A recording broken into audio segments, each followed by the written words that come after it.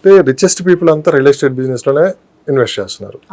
గతంలో ఎలా ఉండేదంటే బంగారం మీద ఇన్వెస్ట్ చేయాలి, షేర్ మార్కెట్లో ఇన్వెస్ట్ చేసేవాళ్ళు. కానీ ఇప్పుడు ఆలోచన ధోరణి మారుతుంది. ఎందుకు రిచెస్ట్ పీపుల్ కూడా దాదాపు 70% ఇందులో ఇన్వెస్ట్ చేస్తున్నారంటే డిమాండ్ ఉన్నది కదండి. భూమికి అసలు మానవ మేధస్సుతో తయారు చేయలేని ఏదైనా ప్రోడక్ట్ ఉందంటే కేవలం భూమి అంటే బంగారం మీద మక్కువ తగ్గి భూమి మీద మక్కువ పెరిగిందంటారు.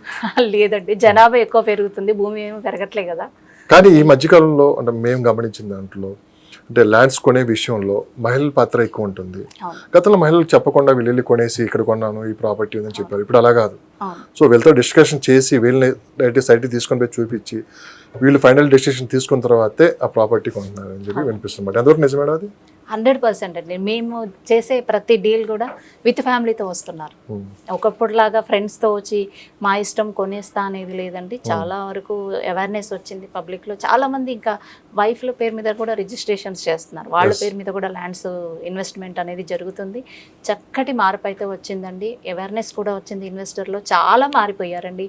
ఒకప్పటిలా లేరు, చాలా అవేర్నెస్ కూడా వచ్చింది. నాలెడ్జ్ వాళ్ళ మార్కెటింగ్ పర్సన్స్ కంటే కూడా ఇన్వెస్టర్స్కి ఎక్కువ నాలెడ్జ్ ఉంది. మీరు చెప్పండి, అంటే రియల్ ఎస్టేట్లో ఇన్వెస్ట్ చేయాలా, గోల్డ్ కొనే విషయంలో ఇన్వెస్ట్ చేయాలా, లేకుంటే షేర్ మార్కెట్లో ఇన్వెస్ట్ చేయమంటే మీరు దేనికి ఫస్ట్? అంటే ఈ ఫీల్డ్లో ఉన్నారని కాదు మీరు? లేదండి, నేను ఈ ఫీల్డ్కి రాకముందు కూడా మేము ల్యాండ్సే కొనుక్కున్నాం. సో ల్యాండ్ మీద ఇన్వెస్ట్మెంట్ అనేది ఎవర్ గ్రీన్ ఇన్వెస్ట్మెంట్ అండి. ఇంకా దానికి ఏది రీప్లేస్ చేయలేదు. సో గోల్డ్ అనుకోండి, ఎగ్జాంపుల్ మీరు గోల్డ్ అన్నారు. గోల్డ్ ఇన్వెస్ట్ చేసిన తర్వాత పెరిగేటువంటి ఏదైతే గ్రాఫ్ ఉందో ఒకసారి చెక్ చేయొచ్చండి. 20 ఇయర్స్ని మనం తీసుకుందామండి. 20 ఇయర్స్ బ్యాక్ గోల్డ్ రేట్ ఎంత ఉందండి? తులం గోల్డ్ తీసుకుంటే 12,000, 9,000 ఉంది. ఇవాళ ఎంత అయిపోయింది? 60-70 మధ్యలోకి వెళ్ళిపోయింది. అంటే ఎంత పర్సెంటేజ్ పెరిగింది? అదే 20 ఇయర్స్ బ్యాక్ ల్యాండ్ తీసుకుంటే ల్యాండ్ యొక్క అప్రిసియేషన్ ఎలా ఉందనేది మనం చూడొచ్చండి. అసలు మెరాకిల్ అనుకోవచ్చు. అసలు ఆ ల్యాండ్ కొన్న వాళ్ళు కోటీశ్వర్లు అయిపోయారు.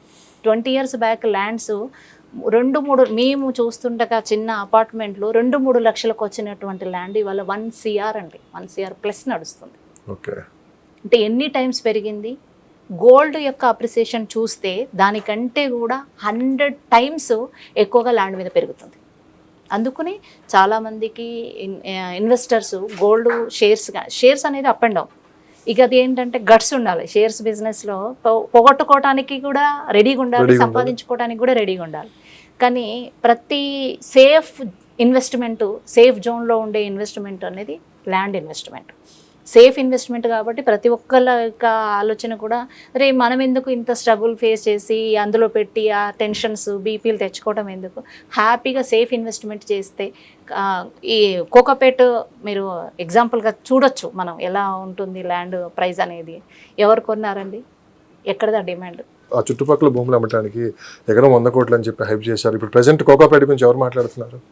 అవును, కానీ భూమి ఒక రేటు పెరిగిన తర్వాత అది డౌన్ అవ్వడం అంటే ఎక్కడ జరగదండి. సో ఆ సరౌండింగ్స్లో ఆటోమేటిక్గా ప్రైస్ అనేది ఇంక్రీజ్ అవుతుంది. గవర్నమెంట్ ప్రాజెక్ట్స్ కూడా అదే లెవెల్లో మన ముఖ్యమంత్రి గారు కూడా తీసుకురావడం జరుగుతుంది. కాబట్టి మంచి ఇన్వెస్ట్మెంట్, సేఫ్ జోన్ ఇన్వెస్ట్మెంట్ గురించి చూస్తున్నారు ఇన్వెస్టర్స్. అందువల్ల భూమికి డిమాండ్ కూడా పెరిగింది. బెంగళూరు, చెన్నై, ముంబై, పూణే ఒకప్పుడు విపరీతమైన డిమాండ్ ఉంది రియల్ ఎస్టేట్లో. కానీ అక్కడ పెట్టే ఇన్వెస్టర్స్ ఎవరైతే ఉన్నారో వాళ్ళ చూపంతా హైదరాబాద్ వైపు మళ్ళీ. ఎందుకు మేడం హైదరాబాద్కి ఇంత డిమాండ్ రావడానికి కారణం ఏంటి? బెంగళూరు చూసుకున్న, మిగతా సిటీస్ చూసుకున్న స్క్వేర్ యార్డ్స్ నుంచి స్క్వేర్ ఫీట్లోకి వెళ్ళిపోయిందండి.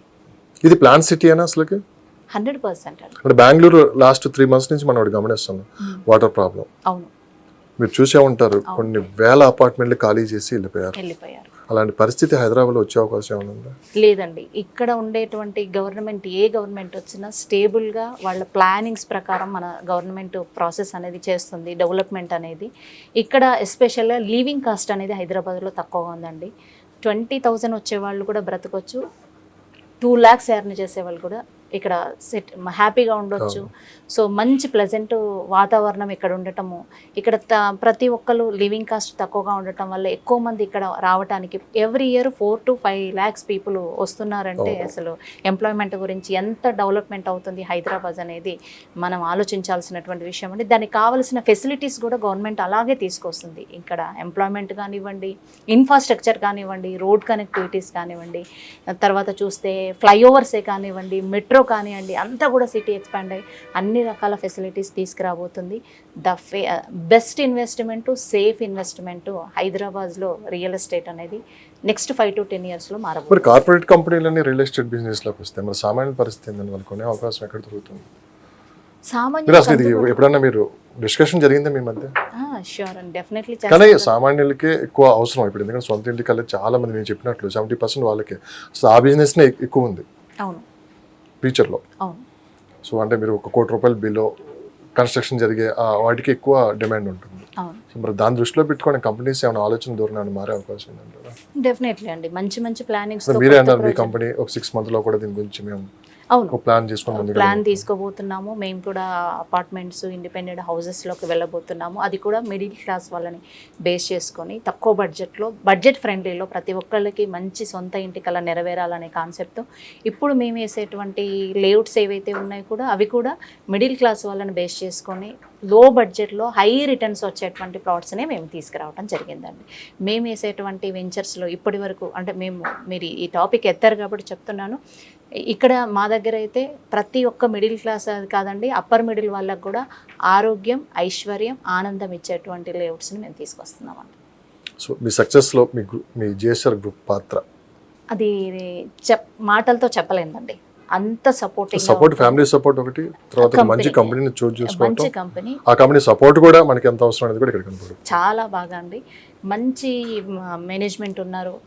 24/7 అందుబాటులో ఉండేటువంటి మేనేజ్మెంట్, ఎండి గారు ఎప్పుడు మాకు అందుబాటులో ఉండటం, లీగల్గా ఉండేటువంటి ల్యాండ్స్. ఏ చిన్న ఇక్కడ ప్రాబ్లం ఎక్కడ వస్తుంది ఒక మార్కెటింగ్కి, ఒక ఇన్వెస్టర్కి అంటే టైంకి రిజిస్ట్రేషన్స్ అవ్వక, లీగల్గా పర్ఫెక్ట్గా ఉండక, మాట ప్రకారం మెయింటెనెన్స్ కానీ డెవలప్మెంట్లు కానీ చేయకపోతే.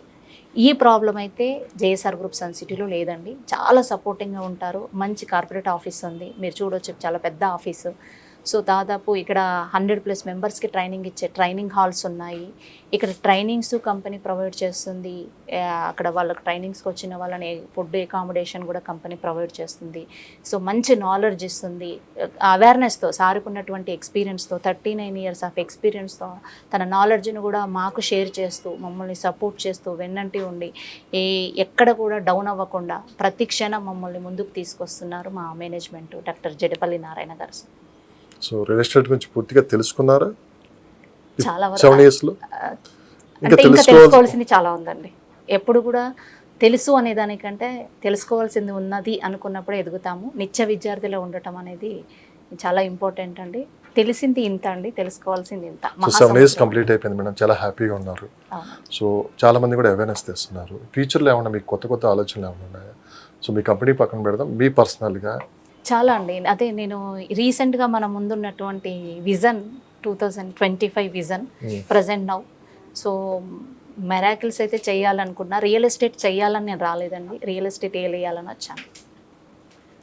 ఒక్క మాటలో చెప్పాలంటే 100% సక్సెస్ అవ్వాలని మీరు మరొక ఇంటర్వ్యూలో మళ్ళీ సో మనం కొంచెం గ్యాప్ తీసుకుందాము. సో అందు సక్సెస్ రేట్ ఎంత పెంచారనేది కూడా మనం మాట్లాడుకుందాం. అదేవిధంగా మేడం ఫైనల్గా మిమ్మల్ని కాంటాక్ట్ అవ్వాలన్నా కానీ సో ఎలా మేడం, మీ కాంటాక్ట్ నెంబర్, మీ వెబ్సైట్ కానీ? సో నన్ను కాంటాక్ట్ అవ్వాలనుకుంటే నా పేరు రాజేశ్వరి అండి, కే రాజేశ్వరి. మా ఛానల్ వచ్చేసి టీమ్ రాజేశ్వరి యూట్యూబ్ ఛానల్. నేను ఫ్రీ ట్రైనింగ్స్ కూడా అందించడం జరుగుతుందండి. ఎవ్రీ వీక్ సాటర్డే రోజు మనకు ఫ్రీ ట్రైనింగ్ ఉంటుంది. ఈవినింగ్ 4 to 6 కార్పొరేట్ ఆఫీస్లో, వైష్ణవి అనెక్స్, పిల్లర్ నెంబర్ 1633 అండి. ఇది పిల్లర్ వచ్చేసి కొత్తపేట ఆఫీసు. ఇక్కడ నేను అవైలబుల్గా ఉంటాను. అండ్ జూమ్ క్లాసెస్ ద్వారా కూడా నేను ట్రైనింగ్ ఇవ్వటం జరుగుతుంది. అది కూడా టోటల్గా ఫ్రీ ఆఫ్ కాస్ట్లోనే ఇవ్వటం జరుగుతుందండి.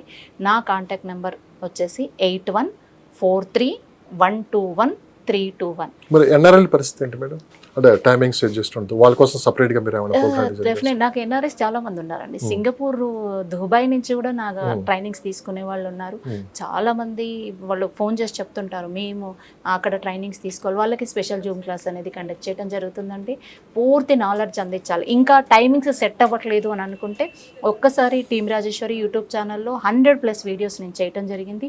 పూర్తి నాలెడ్జ్, రియల్ ఎస్టేట్లో నాకు ఏ నాలెడ్జ్ లేదండి, జీరో ఉంది అన్నా సరే నా వీడియోస్ చూస్తే కనుక వాళ్ళకి పూర్తి అవేర్నెస్ అండి. ఇక్కడ నేను మార్కెటింగ్ చేయట్లేదు, నాకున్నటువంటి నాలెడ్జ్ని నేను షేర్ చేస్తున్నాను. ఇది టోటల్గా అంటే నాకు ఒక చిన్న కోరిక ఉండేదండి, అంటే ఇప్పుడు టైం అయిపోయింది ఆల్రెడీ, చెప్పొచ్చో లేదో కూడా. సో చిన్నప్పుడు నాకు మదర్ తెరీసా రోల్ మోడల్ అండి. ఆమెను చూసి నేను చాలా ఇన్స్పైర్ అయ్యేదాన్ని. ఆర్ఫండ్స్కి ఫుడ్ అకామిడేషన్ పెట్టాలి అనేది చాలా కోరికగా ఉండేది. పెద్ద అయిన తర్వాత అంటే రియల్ ఎస్టేట్కి అడుగు పెట్టిన తర్వాత అనిపించింది అక్కడితోటే ఆగిపోతుంది ఆ కోరిక. ఎవరికైతే 100 మందికి పెట్టాలో 100 మందికి మాత్రమే పెడతాం అనే ఒక ఆర్థిక పాఠాలు మనం నేర్పించగలిగితే, ఫైనాన్షియల్గా సెటిల్ అవ్వటం మనం నేర్పించగలిగితే ఆ 100 మంది ఇంకో 100 మందికి కూడా హెల్ప్ చేస్తారు అనే కాన్సెప్ట్ తోటే నేను టీమ్ రాజేశ్వరి. ఇప్పుడు రాష్ట్రాలు కూడా అవే కోరుకుంటున్నాయండి, ఫ్రీగా ఏది అలవాటు చేయొద్దు. ఎస్ అండి. సో ఫైనల్గా మేడం, హైదరాబాద్ రియల్ ఎస్టేట్కి అయితే ఎటువంటి డోకా అయితే లేదు, కానీ ఆంధ్రప్రదేశ్లో అమరావతి విషయం కదా, మన ఎలక్షన్ జరిగి రిజల్ట్ రావడానికి కొంత టైం పెట్టే అవకాశం ఉంది. సో పరిస్థితులు చేంజ్ అయ్యి మళ్ళీ అమరావతి రాజధానిగా కొనసాగితే హైదరాబాద్ రియల్ ఎస్టేట్పై ఎలాంటి ప్రభావం ఉండే అవకాశం ఉంది? హైదరాబాద్ రియల్ ఎస్టేట్ మీద ఎలాంటి ప్రభావం ఉండదండి, అది కేవలం మిత్తు మాత్రమే. ఎందుకంటే తెలంగాణ, ఏపీ సపరేట్ అయిపోయేటప్పుడు హైదరాబాద్ అసలు పడిపోతుంది అన్న సిచ్యువేషన్ కూడా చాలామంది విన్నాను ఉంటారు, మీరు కూడా వినుంటారు, చాలా ఫేస్ చేశాము. బట్ అప్పటికి ఇప్పటికి చాలా చేంజెస్ అయ్యాయి. అసలు హైదరాబాద్లో ఇప్పుడు సిటీ సెంటర్లో సామాన్యులు ల్యాండ్ కొనే పరిస్థితి లేదు, విషయం చెప్పాలి అంటే. అప్పుడు భయపడిపోయారు రియల్ ఎస్టేట్ పడిపోతుందని. అసలు అక్కడ సిస్టమ్కి, అక్కడ గవర్నమెంట్ తీసుకొచ్చే పాలసీలు అక్కడ డెవలప్మెంట్ జరుగుతుందండి. ఇక్కడ మన గవర్నమెంటు మన తెలంగాణ స్టేట్ని ఎలా డెవలప్మెంట్ చేయాలనే అవేర్నెస్తోని RRR తీసుకొచ్చారు. రీజనల్ రింగ్ రోడ్ అనేది మనకు తీసుకురావటం జరిగింది. సో సిటీ అంతా కూడా ఎక్స్పాండ్ అవుతుంది. ఇక్కడ కూడా పబ్లిక్ అసలు వాళ్ళు ఏదో వచ్చి ఇక్కడ ఇన్వెస్ట్ చేస్తారో అనేది ఏం లేదండి, ఎక్కడ వాళ్ళు అక్కడ ఇన్వెస్ట్ చేస్తున్నారు. ఒకప్పుడు ఉండే అక్కడ వాళ్ళు హైదరాబాద్లో ఇన్వెస్ట్ చేస్తారు, హైదరాబాద్ వాళ్ళు పోయి విజయవాడలో ఇన్వెస్ట్ చేస్తారు అనేది ఒకప్పుడు సిచ్యువేషన్. ఇప్పుడు డిస్ట్రిక్ట్స్ అయ్యాక ఎవరి డిస్ట్రిక్ట్లో వాళ్ళు ఇన్వెస్ట్ చేస్తారు. 2019 ముందు అమరావతి అనౌన్స్ చేసినప్పుడు హైదరాబాద్ కొంత ఎఫెక్ట్ చూపించింది కదా, చూపించిందండి. బట్ ఇప్పుడు తీసుకొచ్చేటువంటి గవర్నమెంట్ ఏదైతే కొత్త గవర్నమెంట్ మనకు ఫామ్ అయిందో, మన రేవంత్ రెడ్డి గారు మన తెలంగాణలో, అక్కడిది పక్కన పెడితే ఆల్రెడీ ఒక ప్లానింగ్స్తో వెళ్తున్నారు. సో ఇక్కడ మాత్రం రేట్లు తగ్గుతాయనో, డెవలప్మెంట్ ఆగిపోతుందనో అటువంటి ఇదైతే లేదు. ఇంకా హై రైజ్ అపార్ట్మెంట్లు కొనేవాళ్ళు, మిడిల్ క్లాస్గా ఇన్వెస్ట్ చేసేవాళ్ళు కానివ్వండి, ఇన్వెస్ట్మెంట్ లాంగ్ టైం చేసేవాళ్ళకి కానివ్వండి, అలాంటి డోకా అయితే లేదండి.